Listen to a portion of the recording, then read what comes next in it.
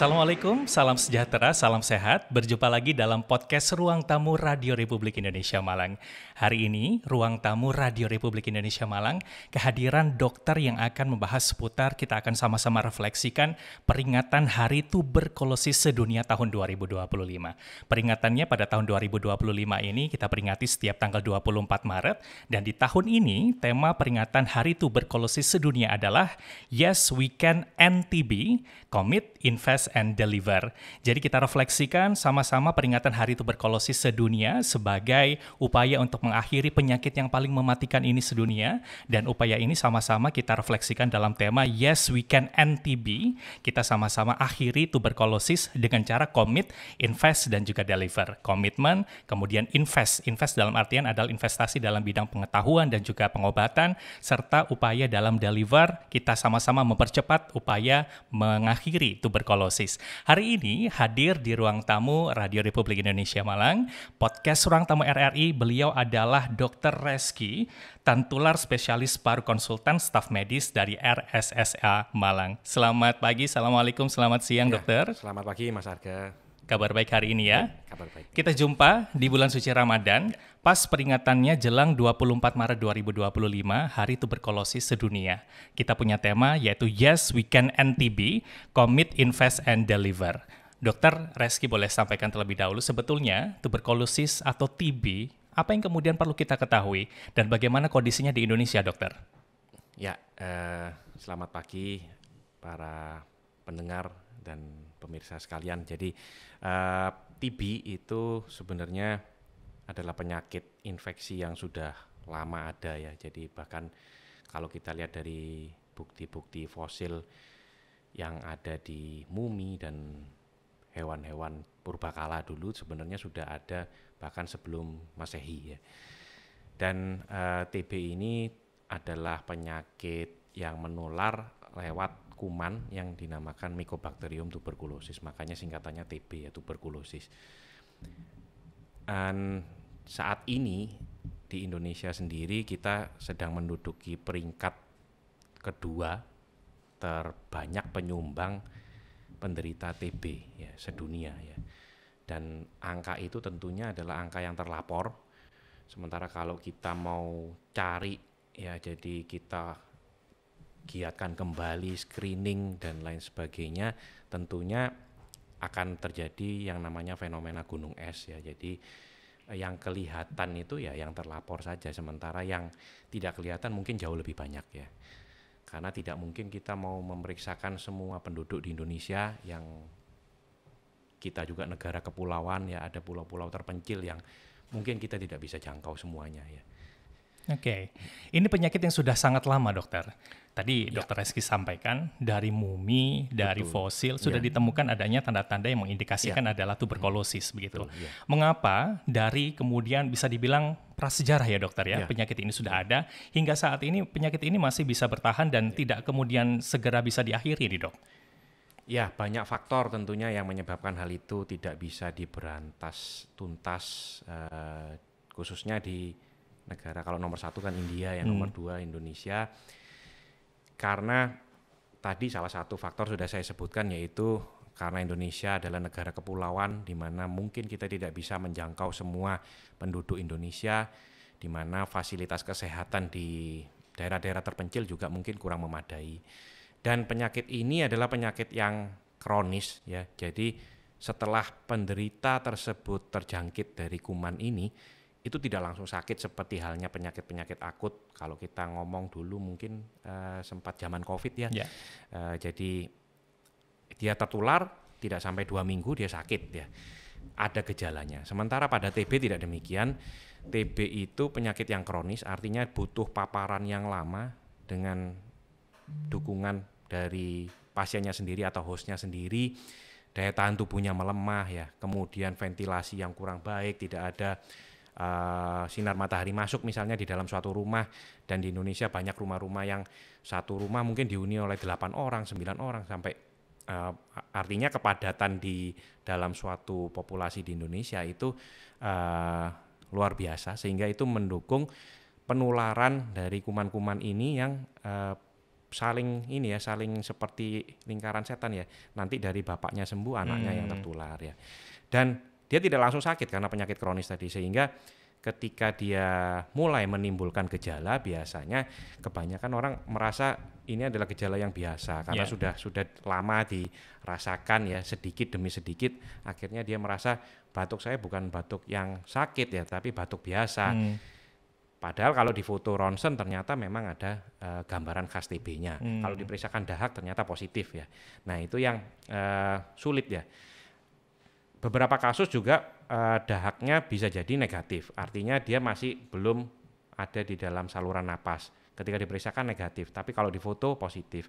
Nah yang demikian itu dengan kekurangan sumber daya, misalnya tidak adanya foto ronsen di daerah terpencil, itu tidak bisa terdeteksi ya. Sehingga ternyata dia 1 tahun lagi mungkin sakit TB yang positif ya, dan karena dia tidak mau periksa akhirnya menularkan ke anggota keluarga yang lain. Dan itulah yang membuat susah ya di khususnya di negara-negara yang berkembang seperti Indonesia, India juga ya, tentu itu akan menjadi tantangan yang kompleks ya. Jadi kenapa kok kita sulit sekali untuk memberantas TB? Indonesia menduduki nomor 2 secara internasional yang menyumbang kasus paling banyak tuberkulosis di dunia. Kalau di Jawa Timur kondisinya bagaimana, dokter?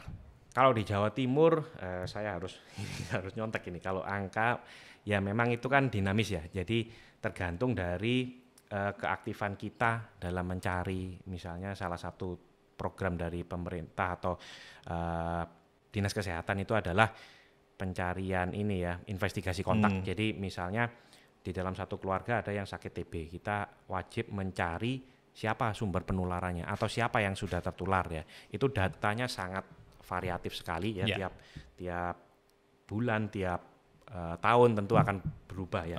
Kalau kita lihat ini dari data yang ini ya, per tahun 2023 ya. Sebentar. Itu ada 87.000 kasus ya di Jawa Timur ya. Jawa Timur, dan sekali lagi itu tentunya yang terlapor ya. Kalau kita ngomong itu waktu di Indonesia secara keseluruhan di tahun itu adalah 1 juta kasus dalam 1 tahun. Sementara di Jawa Timur sendiri itu menyumbang hampir 1/10-nya ya, yaitu sekitar 87.048 kasus yang terlapor. Nah ya, sementara yang tidak terlapor tentunya seperti tadi ada fenomena gunung es yang kita nggak tahu ya, mungkin justru lebih banyak daripada yang terlapor. Karena tadi Dokter Reski sampaikan bahwa penyakit TB ini atau tuberkulosis tidak kemudian langsung menunjukkan penyakitnya begitu ya dokter ya. Jadi ada rentang waktu tertentu, ada step, ada tahapannya sehingga ketika gejala itu muncul biasanya masyarakat banyak yang acuh atau kemudian tidak berpikir bahwa dia beresiko terkait dengan penyakit TB itu sendiri atau tuberkulosis. Nah dokter, saat ini tahun 2025 peringatan Hari Tuberkulosis sedunia, kita punya tema yaitu Yes We Can End TB, Commit, Invest, Deliver. Mengapa dipilih secara internasional tema ini dokter, dan apa maknanya sebetulnya?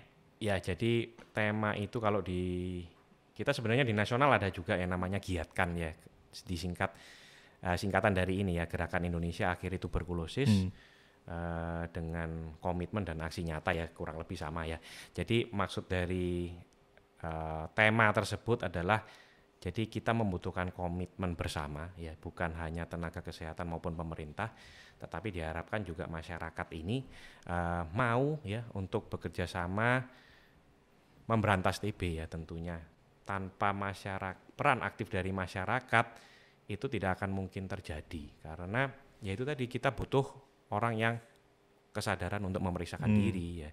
Kesadaran untuk menerima terapi pencegahan ya, supaya tidak menjadi sakit di kemudian hari.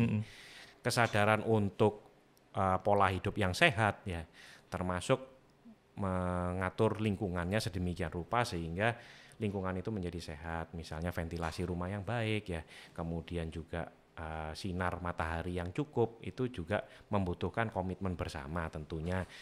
Dan invest itu adalah ya, kita menginvestasikan tidak hanya material tentunya. Kalau kita ngomong pengobatan TB ya itu kan jangka lama, tentunya memang mahal ya, tetapi yang lebih penting adalah bagaimana kita mengembangkan obat-obat tersebut, karena kita tahu obat itu kan jangka lama tadi ya, 6 bulan ya. Dan tentunya kita para peneliti yang berada di balik penemuan-penemuan obat TB itu diharapkan ya bisa untuk menemukan obat-obat yang mungkin lebih nyaman, lebih singkat waktunya, efek sampingnya lebih ringan, sehingga penderita yang menjalani pengobatan TB yang semula harus 6 bulan mungkin bisa dipangkas menjadi 4 bulan, 2 bulan, atau kalau mungkin ya bisa 1 minggu ya. Itu tentu adalah penemuan-penemuan yang sangat baik ya untuk kemajuan pengobatan di bidang TB, sehingga meningkatkan kepatuhan dari si penderita ini untuk berobat. Dan deliver tentunya semua yang itu tadi kalau tidak diantarkan ke masyarakat ya tentunya tidak hanya akan menjadi slogan-slogan saja yang mungkin ya tidak akan mengakhiri TB secara nyata ya. Tentu harus dideliver ke masyarakat. Baik, Dokter Resi sampaikan peran masyarakat jadi sangat penting ya. Betul, dokter dalam akhiri TB ini. Kenapa kemudian masyarakat diminta kemudian peran secara aktif, dan mengapa fenomenanya adalah masyarakat tampak enggan ya dokter ketika dia sudah bergejala TB untuk melakukan pemeriksaan hingga kemudian melaporkan dirinya bergejala terindikasi tuberkulosis. Ada apa ini dokter? Ya, jadi seperti yang tadi ya, jadi memang karena sifatnya yang kronis ini, jadi memang sifat penyakitnya sendiri, itu membuat pasien merasa terbiasa ya. Jadi banyak masyarakat yang merasa ini hanya batuk biasa. Saya sudah terbiasa dengan batuk seperti ini, saya sudah terbiasa memang dengan kondisi badan yang kurus ya. Saya memang ya saya seperti ini, itulah yang membuat akhirnya pasien-pasien tersebut ya itu menunda ya, selama dia belum batuk darah, selama dia belum napasnya menjadi sangat sesak sekali, selama tidak bisa bekerja ya dia tidak akan ke rumah sakit atau mungkin puskesmas ya yang paling ini tingkat fasilitas kesehatan yang bisa dijangkau masyarakat yang di perifer atau di daerah-daerah ya. Nah itu yang membuat jadinya lama. Kemudian berikutnya adalah masalah terapi pencegahan ya. Jadi setelah dilakukan investigasi kontak ternyata keluarga itu kan berisiko. Ya, jadi yang sakit itu berisiko menularkan ke yang tidak sakit di dalam satu rumah. Nah, yang tidak sakit ini sangat enggan sekali tentunya untuk menerima nantinya ketika dilakukan pemeriksaan dia harus mendapatkan terapi pencegahan. Ya, ngapain dia berobat kok? Kan dia kan sehat. Betul. Ya, jadi akhirnya enggak mau untuk berperan aktif ya, periksa aja enggak mau, apalagi mendapatkan obat ketika dia tidak sakit. Jadi ketika misalnya dalam satu anggota keluarga ini ada yang sudah bergejala dan juga terindikasi tuberkulosis, maka dalam satu anggota keluarga yang lain patut dilakukan terapi pencegahan ya dokter ya? Ya, tentu ada alur ya. Jadi kalau kita di Indonesia itu diperiksakan dulu ya. Jadi apakah dia sudah terinfeksi atau belum. Jadi terinfeksi itu kan bisa jadi sakit, bisa jadi tidak sakit ya. Nah, seperti halnya kita kalau dulu COVID ya, di dalam satu ruangan mungkin ada salah satu rekan yang positif COVID. Kan ada yang sakit, ada yang nggak sakit. Ya. Nah itu jadi mungkin semuanya terinfeksi, tetapi ada yang sehat, nggak sakit, tapi menjadi carrier, atau mungkin menjadi sakit juga di besoknya dia jadi sakit. Nah di dalam satu keluarga yang satu penderita TB tentunya kita harus meriksa dulu ya, apakah sudah tertular atau sudah sakit atau terinfeksi atau belum ya. Itu dengan pemeriksaan yang namanya mantok test ya, atau dengan uji kulitnya dicukit ya. Diberikan ini antigen ya. Jadi kalau dia memang sudah membentuk antibodi artinya dia sudah pernah terpapar kuman TB. Ya. Itu yang paling murah dan ada di programnya di pemerintah atau di puskesmas ya. Sementara yang lebih mahal ya mungkin lebih kompleks bisa dilakukan pemeriksaan yang namanya IGRA ya. Itu bisa ke laboratorium klinik yang ada di tempat saudara-saudara sekalian ya. Jadi kalau memang itu positif maka sebaiknya dia mengkonsumsi yang namanya terapi pencegahan ya. Walaupun tidak ada gejala, memang tujuan dari terapi ini kita tidak memberikan pada mereka yang sakit ya. Kalau sakit ya tentu obatnya adalah obat TB yang standar itu. Kalau ini adalah terapi pencegahan, tujuannya memang dalam kondisi yang sehat ya. Jadi supaya tidak menjadi sakit di kemudian hari ya. Oke. Nah, dokter, faktor resiko, kerentanan, kerawanan dari penyakit TB itu seperti apa sih dokter? Sehingga kemudian nanti di awal saya baca banyak artikel, banyak yang menyebut bahwa TB ini penyakit yang sangat mematikan ini dok. Betul ya, jadi TB sendiri itu kalau tidak diobati ya tentu dia akan merusak dari parenkim parunya ya, sehingga napasnya menjadi lebih sesak. Tentunya itu tergantung dari derajatnya ya. Kalau derajat ringan ya tadi ringan mungkin bisa bekerja, akhirnya pasiennya tidak periksa, ya. Tetap bekerja terus ya, sampai nanti timbul batuk darah, timbul sesak napas yang gradual, yang sifatnya awalnya dia berjalan 100 meter baru ngos-ngosan. Tapi lama-kelamaan karena kuman TB-nya tidak diobati, akhirnya parunya banyak yang rusaknya bertambah, dari 100 meter jadi 50 meter, dari 50 meter jadi 10 meter, akhirnya dia tidak bisa bekerja. Nah itu baru dia periksa. Itu tentu kalau dibiarkan akan menimbulkan kematian.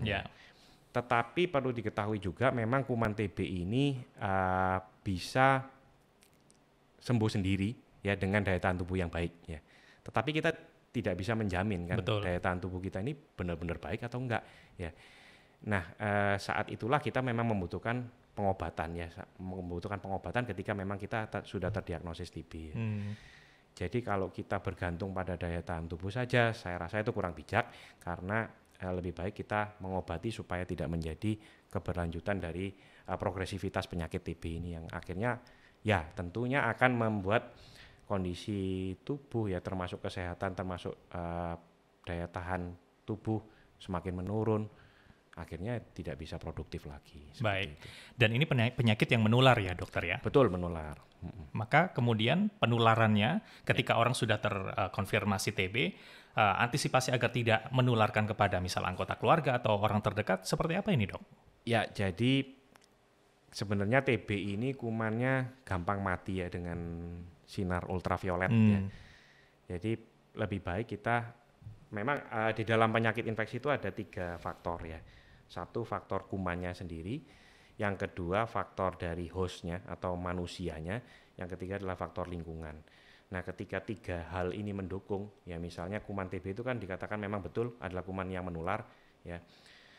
Kemudian tinggal dari hostnya ini dia rentan atau tidak ya, daya tahan tubuhnya bagus atau tidak. Misalnya dia orang yang imunokompromis, dia dengan ada penyakit lain, komorbid lain seperti diabetes atau mungkin obesitas ya, atau mungkin HIV, ya tentunya dia akan mendukung penularan ini. Ditambah satu lagi pendukung dari luar yaitu lingkungan.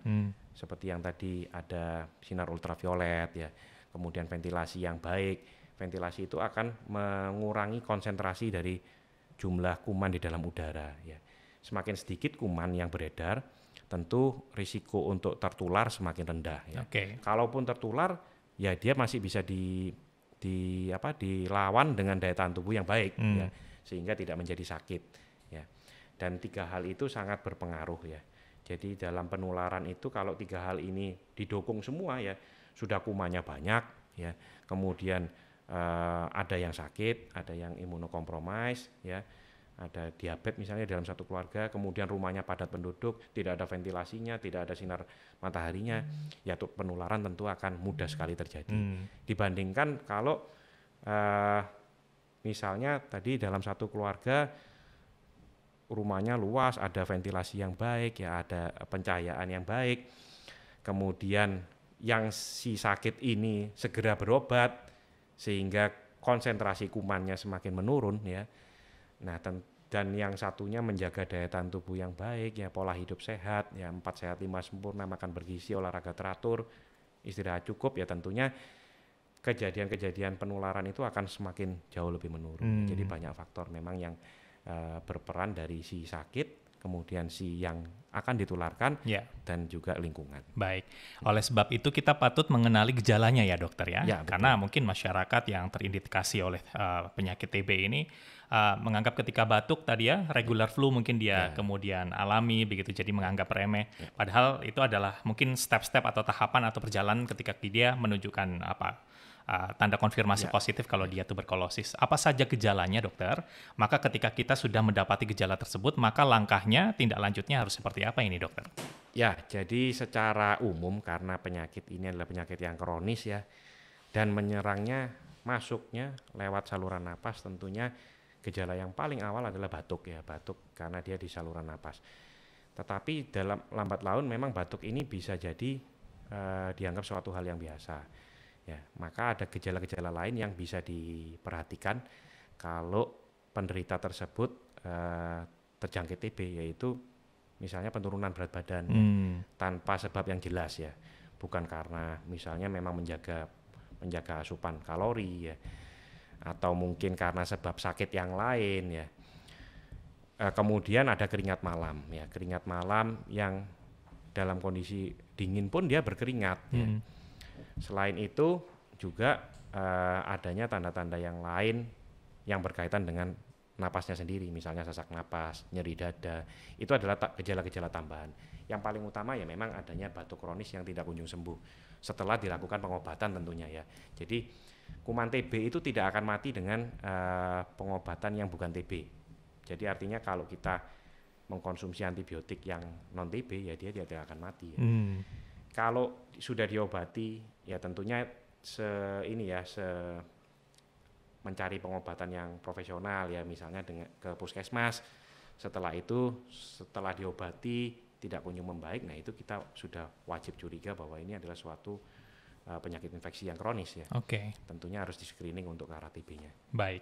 Jadi gejala awalnya adalah batuk kronis yang tidak kunjung sembuh, lalu adalah penurunan berat badan tanpa sebab yang jelas, begitu ya dokter. Selanjutnya adalah muncul keringat walaupun pada saat malam hari, dan juga sesak nafas ataupun nyeri yang ada di bagian dada. Nah, ketika kita mendapati gejala-gejala ini dokter, maka apa yang harus kita lakukan ini dok? Langsung saja ke fasilitas kesehatan. Yang paling dekat itu adalah puskesmas ya, yang paling bisa dijangkau oleh seluruh masyarakat Indonesia ya. Segera memeriksakan, tentu di sana ada tenaga kesehatan yang nanti akan menjalankan step-step pemeriksaan itu ya. Kalau yang paling sederhana ya tentunya akan dilakukan pemeriksaan dahak ya. Berikutnya adalah pemeriksaan ronsen. Memang ronsen ini kan tidak semua vaskes ada. Kalau di Kota Malang sih memang sebagian besar sudah ada ya. Tidak sulit bagi kita yang ada di kota untuk menjangkau laboratorium klinik ya ataupun rumah sakit yang ada ronsennya. Nah tentu jangan diinterpretasikan sendiri, lebih baik periksa saja ke vaskes-vaskes tersebut ya, atau menemui dokter yang tentunya akan melanjutkan pemeriksaan penunjang yang memang itu akan mendukung suatu diagnosis ya, misalnya TB atau bukan. Oke. Dan pengobatannya itu tergantung pada kondisi masing-masing pasien begitu ya dok? Iya betul, jadi TB itu kan banyak jenisnya ya. Yang paling kalau kita membagi berdasarkan lokasinya tadi ada TB paru, ada TB ekstra paru. Yang berikutnya ada TB yang sensitif obat, ada TB yang resisten obat. Nah kondisi ini tentunya akan diketahui dari pemeriksaan penunjang yang sudah dilakukan ya. Kalau kita ngomong TB resisten obat berarti dia sudah melakukan pemeriksaan tes dahak ya, atau tes cepat molekuler. Berarti kita sudah melihat pasien ini memang dahaknya, kumannya masih sensitif terhadap pengobatan yang standar yang ada di puskesmas ya, atau memang harus meningkat yaitu ke regimen-regimen yang di atasnya, atau bukan di atas ya, maksudnya yang tidak resisten terhadap obat-obatan yang tadi di standar ada itu ya, misalnya golongan rifampicin, isoniazid. Nah itu yang di atasnya lagi. Gitu. Oke, jadi ada masing-masing jenis TB ya dokter ya? Betul. Paru, ekstra paru, sensitif obat, dan juga resisten obat. Ya betul. Saya dengar lagi ada TB laten. Ya, TB apa laten. itu TB laten dokter? TB laten itu adalah yang tadi tertular ya, tetapi tidak sakit. Jadi dia sudah terinfeksi, jadi dia ada kuman TB di dalam tubuhnya, tetapi dia tidak sakit dan dia tidak bisa menularkan. Tetapi ada kuman TB di dalamnya. Dia akan menjadi sakit ketika tadi dia daya tahan tubuhnya misalnya menurun. Saat ini dia tertular ya. Kemudian 50 tahun lagi dia menjadi penderita diabetes. Nah, itu bisa jadi dia bangkit lagi. Baik. Jadi ada faktor-faktor apa? Baik internal dalam diri maupun eksternal yang memicu ketika kondisi tertentu imunitasnya turun, TB itu menjadi aktif begitu ya, dokter ya? Aktif. Baik, jadi, maka anggapannya seperti tidur ya. Awalnya tidur, kemudian dengan daya tahan tubuh yang buruk, dia bangun. Baik, maka terhadap masyarakat ataupun pasien yang terindikasi positif TB laten itu pengobatannya bagaimana dokter? Jadi TB laten itu tadi biasanya ditemukan dari kegiatan yang namanya investigasi kontak ya, yang dilakukan oleh Dinas Kesehatan. Investigasi kontak itu tadi kan mencari dalam satu keluarga atau satu komunitas atau mungkin lingkungan sekolah, lingkungan kerja yang terdapat satu penderita positif TB. Di situ dicari ya, apakah ada yang tertular atau mungkin menjadi sumber penularan. Ya. Nah, ketika tidak ada yang sakit, maka dilanjutannya adalah sudah terbentuk antibodi atau belum, yang namanya tadi mantuk tes ya, tes yang di kulit itu. Kalau dia sudah terbentuk antibodi, artinya dia sudah pernah terpapar kuman TB. Nah, itulah yang dijuluki sebagai TB laten ya. Nah, TB laten inilah yang harusnya mendapat terapi pencegahan tuberkulosis, TPT itu, supaya di kemudian hari ketika ada kondisi yang mendukung, misalnya tadi contohnya adalah diabetes ya, atau penyakit imunokompromis yang lain, itu dia tidak menjadi sakit. Ya. Jadi dia diharapkan tetap tidur. Oke, baik. Menjaga kondisi dari tuberkulosisnya tadi tetap tidur ya, istilahnya dokter. Ya. Baik, jadi masing-masing pada jenis TB tadi, paru, ekstra paru, sensitif obat, resisten obat, TB laten punya kemudian pendekatan penanganan yang berbeda ya. Betul. Nah, kabarnya dokter, pengobatan penanganan TB ini lama dok. Betul seperti itu atau bagaimana kondisinya di lapangan dok? Betul. Jadi pengobatan TB yang paling singkat saat ini adalah 6 bulan. Ya. 6 bulan baik itu sensitif obat tadi maupun yang resisten obat. Ya. Kalau dulu jauh lebih lama lagi ya. Zaman dulu yang ketika sudah kambuh untuk yang TB sensitif obat bisa 8 bulan ya. Bahkan ada yang 12 bulan ya. Sementara resisten obat kalau zaman dulu bisa sampai 2 tahun ya atau lebih ya. Nah, sekarang dengan adanya tema itu tadi ya, jadi memang invest itu diharapkan para peneliti ya, itu bisa menemukan obat-obatan baru yang jauh lebih cepat, yang tentunya jauh lebih efektif ya. Tidak hanya sekedar cepat, tetapi juga efektif, efek sampingnya ringan, sehingga penderita TB itu tidak enggan untuk menyelesaikan atau menuntaskan pengobatan. Oke, tapi bisa sembuh kan, dokter? Tentu bisa sembuh. Ya. Oke, dalam kondisi apa akhirnya penyakit TB atau pasien TB tersebut dinyatakan sembuh, dok? Ya, jadi kan awalnya kalau memang dia, jadi mungkin kita bagi dua dulu ya. Jadi ada yang terkonfirmasi secara bakteriologis, artinya kumannya tadi positif. Jadi dia sudah ada kuman di dalam saluran napasnya, sehingga ketika dibatukan dahak, hasilnya ketika diperiksa di bawah mikroskop atau yang namanya tes cepat molekuler tadi, memang ada kumannya. Ya. Itu yang dikatakan sebagai terkonfirmasi bakteriologis. Nah, kalau seperti itu tentu evaluasinya adalah dilakukan pemeriksaan dahak ketika dia sudah menjalani pengobatan. Ya. Di akhir pengobatan kalau tetap negatif artinya dia sembuh. Ya. Dan tentu dari kalau bisa ditambah dengan pemeriksaan foto ronsen yang awalnya mungkin ada gambaran bercak yang luas, ya diharapkan bisa berkurang ya. Mungkin kita tidak bisa mengharapkan kembali normal karena kuman TB itu sifatnya di dalam paru, perlawanan di dalam paru itu bisa membentuk yang namanya jaringan ikat. Nah, jaringan ikat ini tidak akan bisa hilang, sehingga gambarannya tetap akan ada seperti itu seumur hidup bahkan ya. Nah, itulah yang kalau kita berharap sampai hilang dikatakan sembuh ya, tentu kita tidak akan mendapatkan kriteria kesembuhan ya. Baik. Nah, sehingga tentu itu tergantung dari klinis dari penderita. Kalau kita di tenaga kesehatan ya, kalau memang ada perbaikan, kemudian dahaknya dari positif jadi negatif, maka itu dikatakan sebagai sembuh. Nah, satu lagi yang kategori berikutnya ya, yaitu adalah TB yang terdiagnosis secara klinis. TB terdiagnosis secara klinis ini tidak bisa kita lihat dari kumannya saja. Karena kalau kita bergantung pada kuman yang ada di dalam dahak, ya dia dari awal memang sudah negatif ya. Dari awal negatif ini bukan berarti dia tidak TB.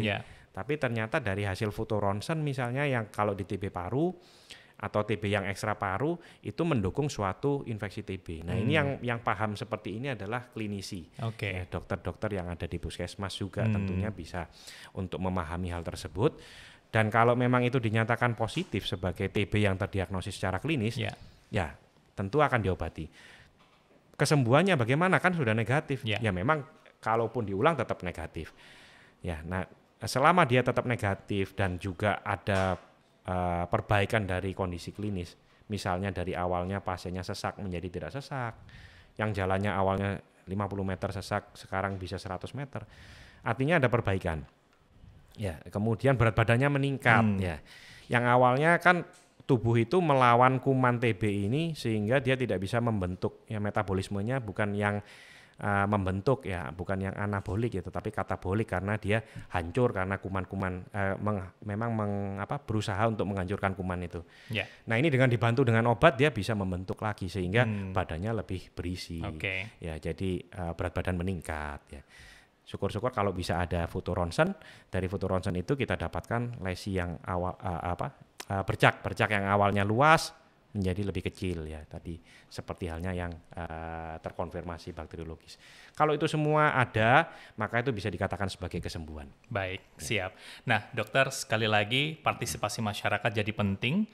Mendukung begitu ya dokter, kalaupun kita terindikasi gejala TB, patut kemudian melakukan deteksi secara awal, walaupun ketika kita terkonfirmasi sekalipun, patut pula kita mempertahankan semangat dalam menjalankan pengobatan itu ya dokter, sampai dinyatakan betul-betul sembuh dari tuberkulosis. Maka pesan kepada masyarakat, penonton podcast Ruang Tamu Radio Republik Indonesia Malang, apa ini peran kita yang harus kita kuatkan dalam rangka kita NTB 2025 kalau bisa ya dok? 25 berarti sekarang. Enggak, jadi kalau ininya sebenarnya NTB 2030 ya, 2030. Tapi saya rasa itu kan waktu yang sangat dekat, sangat sulit sekali untuk mengejar ini ya. Sehingga pesan saya mungkin kepada masyarakat yang menyaksikan acara ini, ya tentunya TB, pemberantasan TB itu bukanlah tugas dari pemerintah atau tenaga kesehatan semata, karena kalau kita bergantung pada pemerintah, bergantung pada tenaga kesehatan, artinya kita hanya akan menunggu ya siapa saja yang bergejala ya, siapa saja yang datang ke rumah sakit, siapa saja yang datang ke puskesmas ya. Itu tidak akan cukup karena kita membutuhkan peran aktif dari masyarakat ya untuk segera memeriksakan diri. Ya, kalau memang ada gejala jangan dianggap remeh. Periksakan saja karena ini kan suatu program pemerintah, memang ditanggung oleh pemerintah dan itu gratis ya. Jadi silakan ke puskesmas untuk memeriksakan diri, paling tidak tahu bahwa ini TB atau tidak TB. Kalau TB diobati karena bisa sembuh ya. Kalau bukan TB ya tentunya akan diobati sebagai penyakit yang lain. Ya. Nah kalau TB sembuh tentu butuh dukungan dari keluarga juga yang nanti mungkin akan mengantar kontrol ya ke dokternya atau ke puskesmas setiap bulan ya, sampai mendukung obat ini jangan di stop sendiri ya.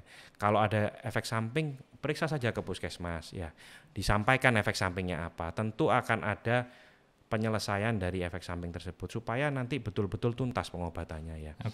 Dan yang berikutnya adalah tadi investigasi kontak ya.